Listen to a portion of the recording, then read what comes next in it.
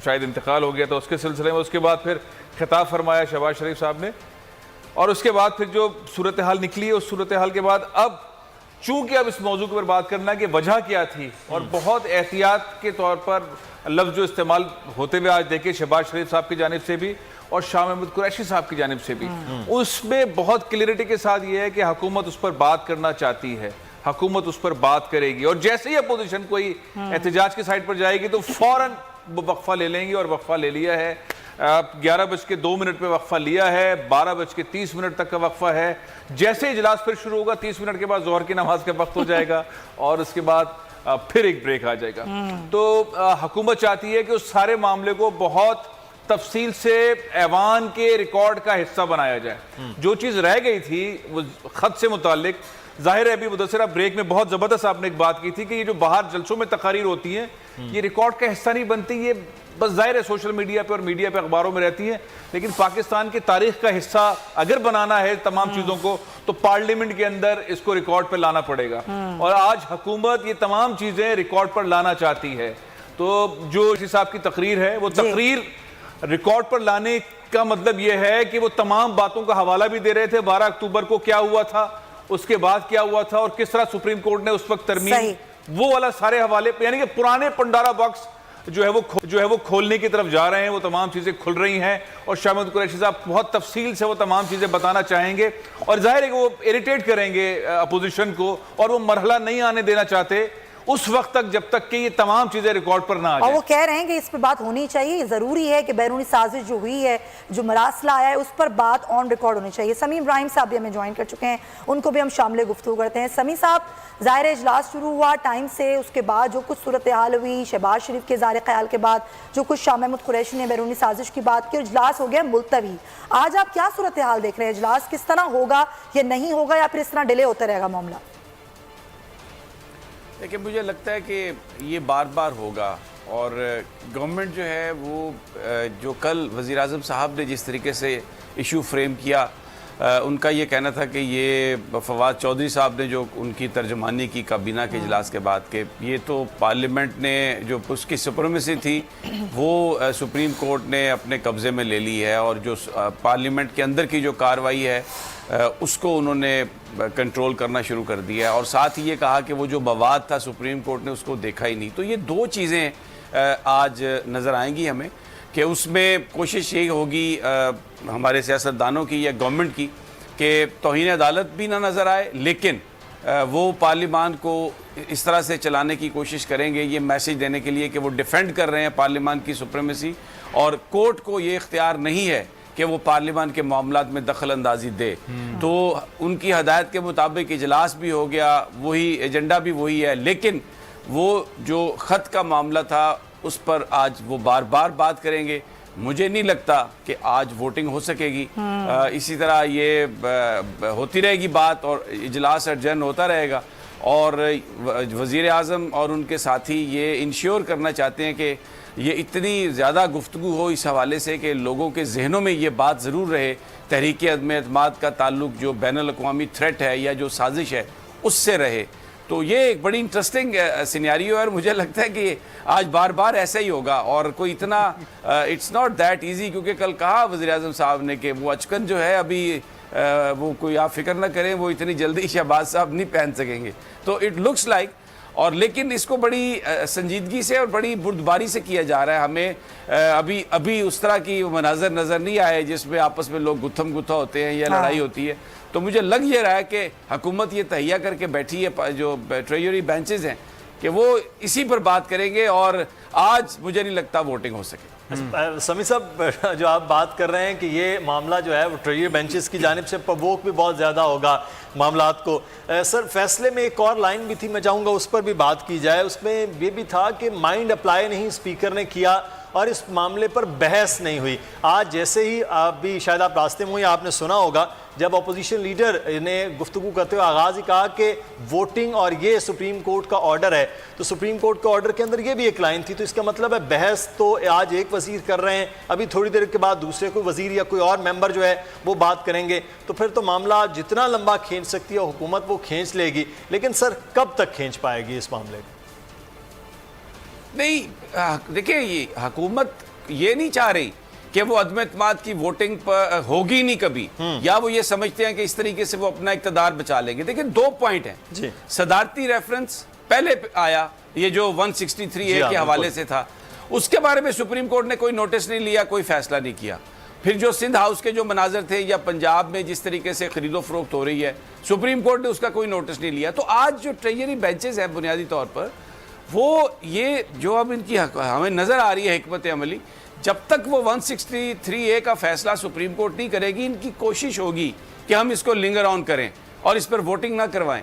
और फिर स्पीकर साहब जो हैं बेसिकली वो ये बताना चाहेंगे, ये ट्रेजरी बेंचेस ये एस्टेब्लिश करना चाहेंगे कि जो सुप्रीम कोर्ट है वो पार्लियामेंट को इस तरह डिक्टेट नहीं कर सकती।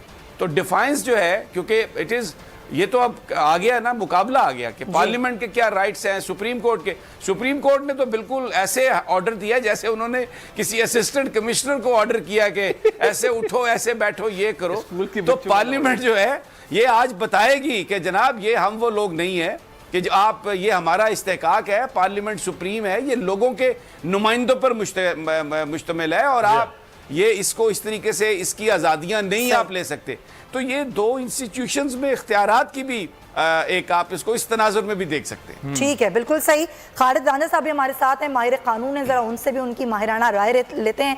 खालिद राना साहब बहुत शुक्रिया। आप ज़ाहिर सुप्रीम कोर्ट का हुक्म है, सुप्रीम कोर्ट के हुक्म पर आज कौमी असम्बली का इजलास ज़ाहिर अभी हुआ और जिस तरह तहरीक एतमाद पर वोटिंग होनी है, फिलहाल ये 12:30 बजे तक मुलतवी हो गया है। ये कब तक इस तरह हो सकता है? कानून क्या कहता है? जब सुप्रीम कोर्ट का हुक्म आ गया है तो कितना जल्दी ये सारा प्रोसीजर करवाना होगा? ऑर्डर सुप्रीम कोर्ट का वो मुल्क का सुप्रीम अदारा है, मुल्क का सुप्रीम आईनी अदारा है, इसको मानना चाहिए। लेकिन पार्लियामान भी अपने आइन के ताबे इंडिपेंडेंट अदारा है, उसके अपने इख्तियारात है। और मेरा ख्याल है कि जहाँ तक जो एरिया छोड़ दिए हैं सुप्रीम कोर्ट ने, कुछ मेरा ख्याल है पार्लियामान पर सेट कर दी। फॉर एग्जाम्पल जो 63A है, उसके ऊपर सुप्रीम कोर्ट ने हमारा हुक्म जो है उसको अमल दरामद उसमें नहीं होगा, उस इंटरफेयर नहीं करेगा। तो ऐन मुमकिन है कि उसकी बहस शुरू हो, वो बहस चलती जाए और सुप्रीम कोर्ट ये भी कहा आगे बहस छोड़ दो और ये फैसला कर दो। अगर बहस शुरू हो गई तो जो कन्वेंशन है पार्लियामान की, उसमें एक है फिलिबस्टरिंग। फिलिबस्टरिंग वो तरीका है जहाँ पे कोई आदमी तकरीर शुरू करता है तो वो इतनी लंबी कर देता है कि सारा टाइम खा जाता है। उनको कुछ स्पीकर जो है किसी यूज में कि आज का दिन बिगड़ जाए और जो कब्र है सुप्रीम कोर्ट की वो आज के दिन के ऊपर है। अगर आज दिन बिगाड़ दे तो फिर जेल करना पड़ेगा, सही तो जेल हो जाएगा। सही। अच्छा खालिद रांझा साहब, आप क्योंकि माहिर कानून भी हैं, खुद पार्लियामान का भी आप सर हिस्सा रहे हैं, ये जो अली जफर साहब ने एक बात की थी, वहां जुमला बोला कि वॉल ऑफ फायर है कि इसके ना इधर पार्लियामान को जाना चाहिए ना अदालत को पार्लियामान की जानिब जाना चाहिए। लेकिन सर ये जो ऑर्डर के अंदर एक तरफ तो तहरीक अदम एतमाद वाला मामला था, दूसरा सर 10 बजे इजलास 9 तारीख को हफ्ते के रोज बुलाना, इस किस्म के ऑर्डर्स क्या माजी में कभी ऐसा हुआ है कि सुप्रीम कोर्ट के ये ऑर्डर्स क्या पार्लियामान के इख्तियारात में तजावुज समझे जाते? इससे शहदा मिलता है तो सवाल कर रहा हूँ ऑन द इंडिपेंडेंस ऑफ पार्लियामान। और जहाँ तक कॉन्सेप्ट है कि जी कानून वो है जो पार्लियामेंट जाती है, तशरीह जो है वो यकीन सुप्रीम अदालत करती है। तो जब तक दोनों अदारे लाइन के क्रॉस नहीं करते, निज़ाम बड़ा खूबसूरत चलता है। जब भी कहीं यहाँ कहाँ लिखा है कन्वेंशन भी होती है, हर चीज तहरीरी भी उनसे भी फैल दी जाती है। और उस तरह समझता हूँ मुझे आज ये बोल दी है ये डांट खाते हुए क्रिटिकल मैटर नॉन जस्टिसबल वहाँ ले जाओ। तो पहले तो ये कहा जाता था, आज जो पोलिटिकल मैटर है internal matter of the court. तो इसमें सुप्रीम कोर्ट ने यकीनन एक फैसला किया है, जिस फैसले पे जो सोशल मीडिया है वो बहुत ही गलत जुबान इस्तेमाल कर रहा है। सही। और that ultimately undermines the authority of the courts. इसका बयान आप कहीं सुन ले और वो जो लोग सुनते हैं फिर उन्होंने अदालती इख्तियार को मजाक में डाल दिया and that is how you belittle the authority of the court. ये इसमें खराबी हुई है। सही। तो ये सारा मामला है और खालिद अंजर साहब अपना इस पे ज़ाहिर पूरा तज़िया भी देते। बहुत शुक्रिया आपका माहिर कानून खालिद अंजर साहब हमारे साथ मौजूद थे। और फैसल साहब, अब ये मामला है जिस तरीके से अभी बात करें कि इतना लटकाया नहीं जा सकता इसको, ज़ाहिर एक हद तक की ज़ाहिर बहस तो होगी। और जिस तरह मुदस्सिर ने भी पॉइंट आउट किया कि ये सुप्रीम कोर्ट के फैसले में चीज़ है कि बहस नहीं हुई है, वो बैरूनी साजिश जिसका जिक्र शुरू हुआ, अब ज़ाहिर ये बहस होगी, मजीद होगी, दीगर भी लोग करेंगे, तो ये वोटिंग तो होनी है। इससे आगे नहीं बढ़ा जा सकता कि वोटिंग को मजीद मतलब डिले किया जाए। देखिए, फिलहाल तो यही नज़र आ रहा है कि रिकॉर्ड पर लाना चाहते हैं, पार्लियामेंट के अंदर ये तमाम चीज़ें रिकॉर्ड पर आ जाएं कि बैरूनी साजिश हुई, कौन कौन इसमें मुलव्विस था, किस किस तरीके से हुई, और जितनी एहतियात के साथ हुकूमत इसको लेकर चल रही है।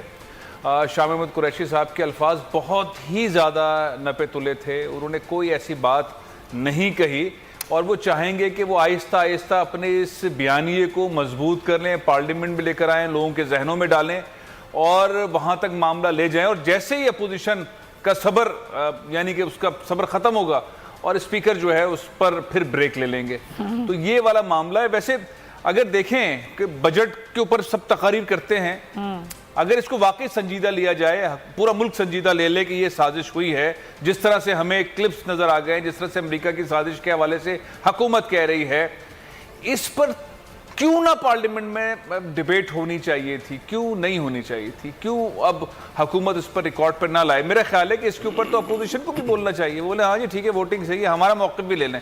जब इतना ज़्यादा हुकूमत बोलना शुरू करेगी और उसके बाद फिर बताएगी कि भाई इस तरह से खरीदो फरोख्त हुई है, बहुत सारी ऐसी चीज़ें हैं जिसको आप सोमोटो के अंदर आना चाहिए था। सबको मालूम है पैसा चला है, पाकिस्तान में पैसा चलता है, सबको पता है सिंध हाउस के अंदर क्या हुआ है, सब मतलब ये एक एक बच्चे को मालूम है यहाँ पे धंधा चल रहा है जमहूरियत में, और सबको पता है कि क्या क्या हो रहा है, अभी भी लाहौर में क्या क्या हो रहा है।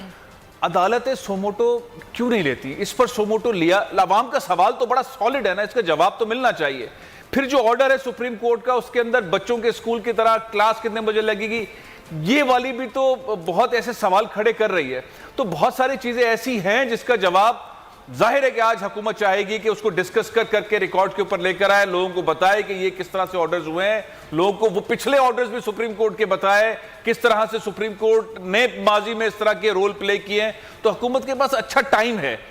इन द एंड तो उनके पास कोई ऑप्शन नजर नहीं आ रहा, अभी तक तो वाजे नहीं है कि इमरान खान साहब क्या प्लान कर रहे हैं, इस सिवाय इसके कि तमाम चीजें रिकॉर्ड पर लेकर आए और आवाम को आगाह करें और अपनी कैंपेन को मजबूत करें और वीक करें आने वाली हुकूमत को। ये तमाम चीजें हैं, लेकिन और कौन सा वो उनके पास तुरुप का पत्ता है और जो इस्तेमाल कर सकते हैं आइन के दायरे में रहते हुए, सुप्रीम कोर्ट के फैसले में अंदर रहते हुए क्या कर सकते हैं, क्या वजीर आजम पाकिस्तान अब कर सकते हैं?